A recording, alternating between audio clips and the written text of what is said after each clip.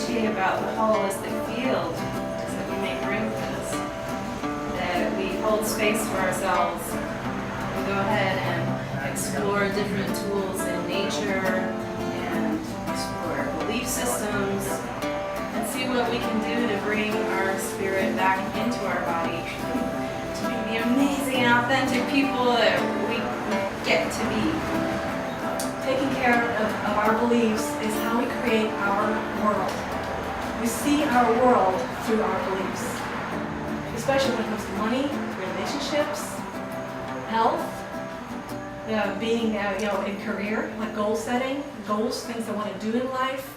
So it's looking at what is holding me back. It's also up to you to take the action.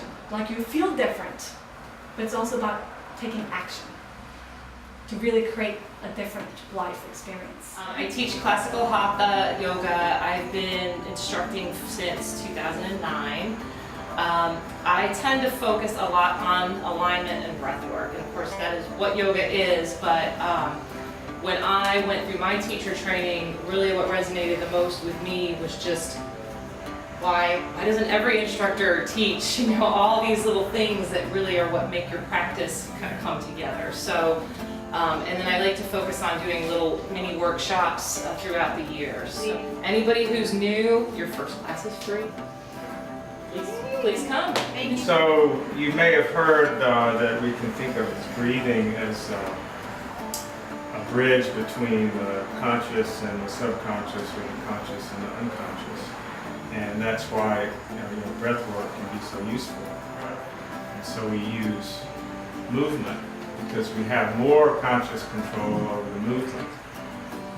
And we move in a way that goes along with nice, deep, slow, relaxed breathing. And it's a more direct way to influence our mental state. I teach mostly a style called Wild Goose Qigong. It's one of the major styles in China, and inspired by, I think, the bar-headed geese, which they winter in southern India and then they fly over the Himalayas to mate and nest. So that's pretty impressive. They fly over the Himalayas. Jnana timirandasya jnananjana shalakaya chakshurunmilitam jena tasmai shri gurave namaha. So the difference of the bhakti path is that it's very, very, very personal. So personal, and though they acknowledge that God is basically everything is manifest from God, so everything in one sense is God. But if there is just that oneness, and personal liberation means like I will merge. So I tell people, okay, some people believe this, it's fine. Since we're all one, whoever believes that we're all one, I'd like you to pass up your wallet. No? So maybe there's some distinction as well. There's oneness and there's a difference that I am a Madhavi, I have an identity. So also the soul, the spirit has that identity separate from God. And that connection, yoga means union.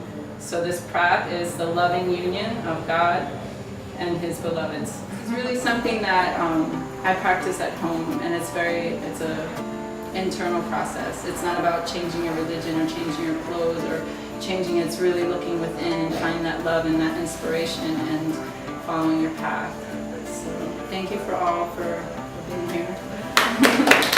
There are flowers for depression, anxiety, anger, all sorts of emotional, sexual, mental issues. I mean, it's really a beautiful thing how they work. When people put a drop on their tongue or a drop in their bath, some people say, I don't feel anything. It's very, very subtle.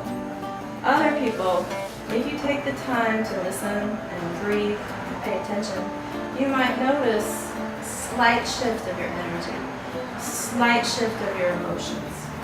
And I encourage people to kind of explore with the flower essence. There's lots of different ways you can work with your own self, kind of nourishing things that you want in your life. And then for practitioners, it is an amazing tool. I could be working on someone, they have a big knot, like session after session, sometimes a drop of orange flower essence and it's like, and they're like start crying or they start laughing. I mean, it's very potent, and yet it's a drop of an orange blossom in water. So we can make you your own remedy. We can also do like a whole flower essence peeling. It's like taking one issue and addressing it layer by layer by layer until we get to the core. So that can be very transformational in pond work.